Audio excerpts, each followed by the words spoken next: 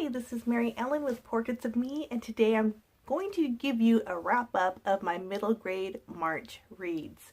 I'm going to put a card up here. I'm going to link the video below if you want to see that video, but I'm going to recap today what I thought about the books that I picked for the month of March. So let's get to it. Okay, so these are the books that I read for middle grade March. There are 5 of them, and I'm happy to say I did complete all 5 of them. I was really gung-ho at the beginning of the month and I finished like 3 of them in a week and a half, and then I kind of lagged towards the end, but I did finish all of them, so I'm very proud of myself. So let me go ahead and share with you my thoughts. The first book I read was this one right here. This is Where the Red Fern Grows, and this is actually a childhood favorite of mine, and that's why I picked it for this month. As you can see, this is my original copy I had when I was a youngster, and this book is still as great as I thought it was by remembering when I read it when I was younger.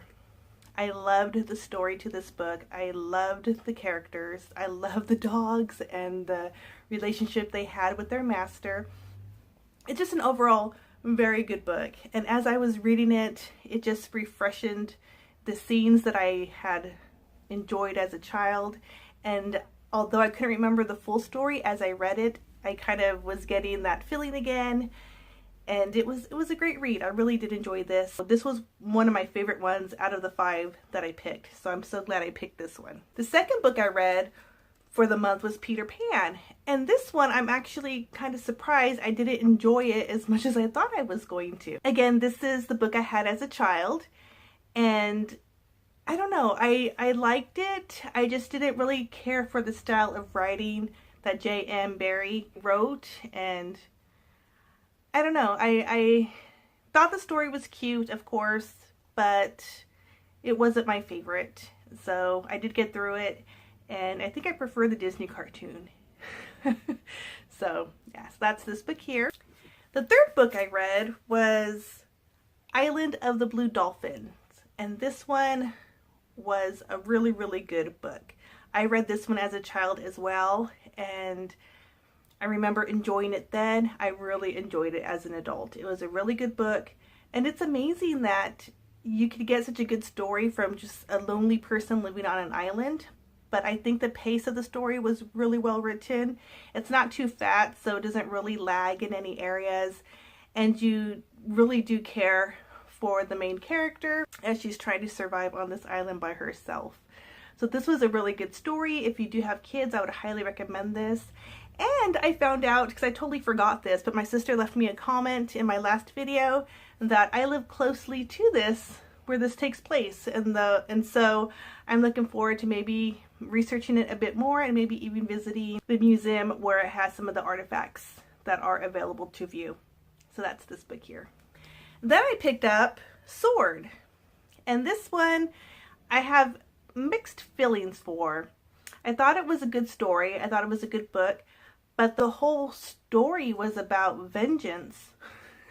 So I didn't really care for that part.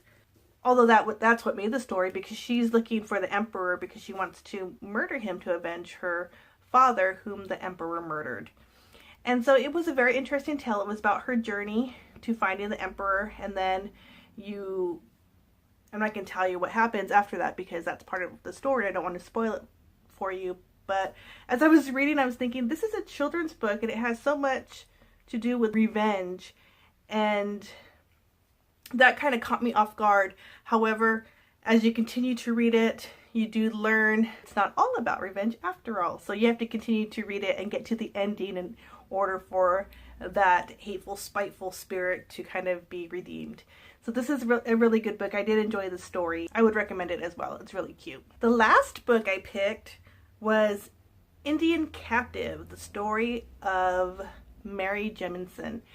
And this one, it took me forever to pick up. After I read these first 4 books really fast, and then I took a week off, I think, and finally thought, well, I better get to the last book so I can say I completed my challenge.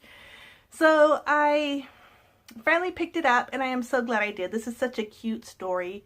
It's written very basic, but it still draws you into the story, and it gives you a perception of the Indians that had taken Mary captive and their lifestyle and the way they lived. Of course, you're really torn by the way Mary was taken away from her family, and you really wanted her to go back to her family, but the story is really good. There's a lot of highs and lows in it as far as emotions, as she's learning to adjust to her captivity and living with the Indians, and then she has that hope of one day being rescued. But overall, it's a really, really good book. I do recommend, though, if you do get this book, do not read the foreword in it first. Or in this case, it's called Introduction. Don't read that because it kind of spoils a little bit of the story and of what happens. So all this time as I was reading throughout the book, I kept thinking, but wait, the introduction said this. But wait, the introduction said this. So if you don't want to be spoiled on any part of the book, don't read the introduction until after you read the book, and then read it, and you'll learn a little bit more about Mary Jemison. And that's it. Those are the books I read for middle grade March. I had so much fun participating in this readathon, and I'm so happy I actually did it. So I did enjoy all 5 of these, and I did rate these on Goodreads. So if you want to check out my star ratings, please check out my Goodreads account. I'll have the link below as well. And thank you so much for watching this video. You know the drill. Thumbs up, comment, subscribe. Thanks again for watching. You have a great day. Bye.